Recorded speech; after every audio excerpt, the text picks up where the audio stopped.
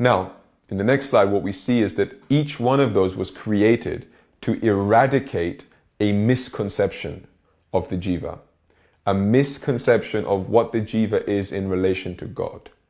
And so I've listed all the misconceptions here, and I'm going to go through them one by one with you, because it is very important that we avoid making some wrong, conclusion, or we arrive at a wrong conclusion about who we are and who we are in relation to God. Because a small mistake at the beginning of the journey, as it continues, grows into quite a big distance from where we wanted to achieve or arrive at in the end of our intended journey.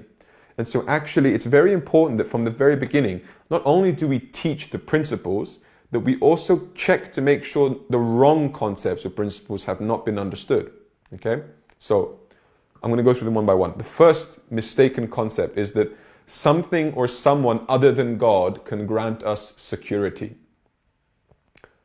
Now, what is meant by that is that first we have to understand, what does security even mean? Okay? Security is a problematic word in the material world. Why is that?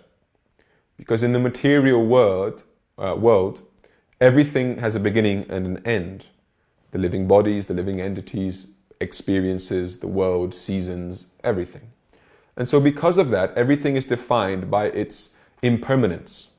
And security is, in a sense, a stability. Another word for it, in a sense, is stability, which would require permanence. Now, there is something permanent about you, and that is your soul. Remember, we heard that it is imperishable. So if your soul is permanent, but the experiences that you have are impermanent, then seeking for stability and security in other impermanent things seems like a foolish endeavor. And so for the permanent soul to have its security and stability in salvation, however you want to call it, it must rely upon the other eternal entity, but an eternal entity that is superior to itself, meaning able to provide that stability and security, and who has no other factor above it that can alter that security.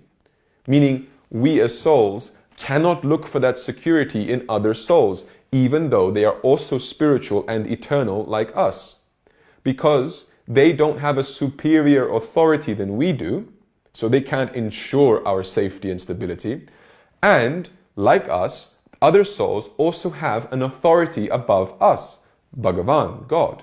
And so we cannot give assurances, we cannot give securities and stabilities about what will be and won't be, because we are not the decision makers in the ultimate sense, and that is God and God alone. Therefore, the first concept that we understand is that only God can grant us assurances of our security, stability, and anything else of that nature. First point. The second point, the mistaken concept that there is any supreme principle other than God. What I mean by supreme principle is that the highest reality, the absolute, the supreme authority, the supreme status, the supreme state, however you wish to express the language. But to conceive of multiple supreme realities, or that the supreme reality can at any point be anything other than Bhagavan, is the second mistaken concept that is looking to be resolved through this. The third is that the jiva exists for someone other than God. This is an not very popular point, nonetheless one that is emphasized strongly by all acharyas, including our own Guruji.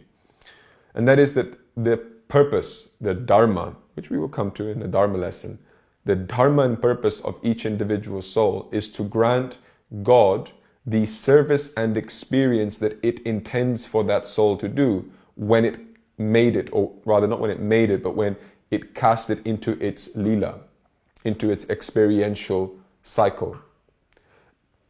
That means that although the soul may create connections and create experiences with other souls, they don't exist for those souls.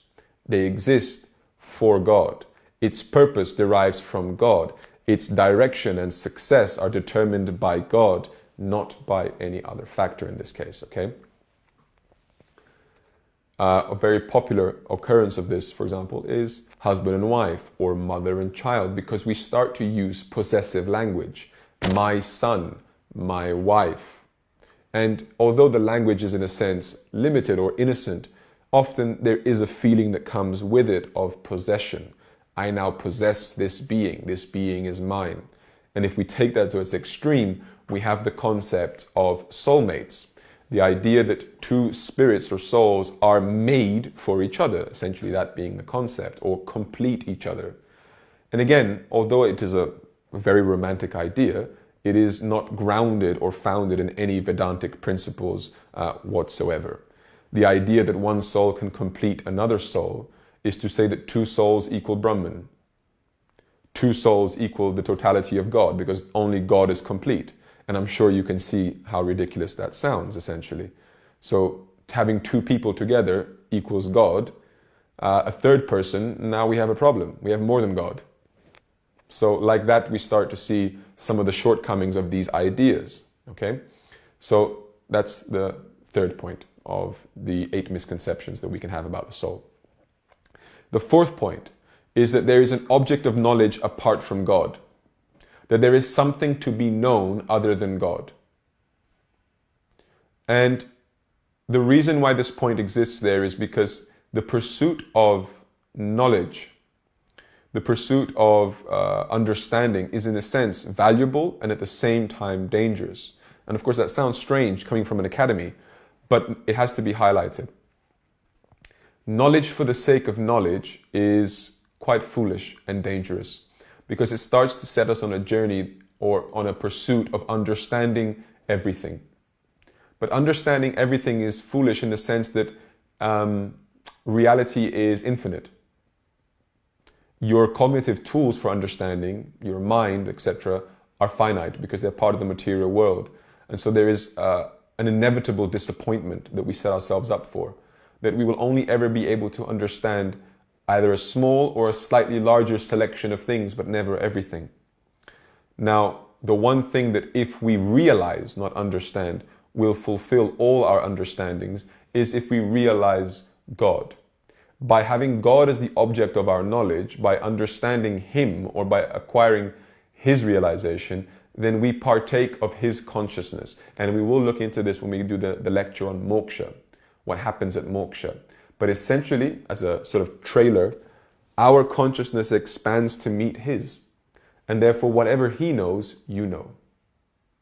And that's the shortcut to knowing everything. But everything, what you'll find out is that once you know everything, you'll know that everything is nothing but God. He permeates everything, everything comes from Him, everything is of Him. So in that sense, the statement is made that the only object of knowledge is God.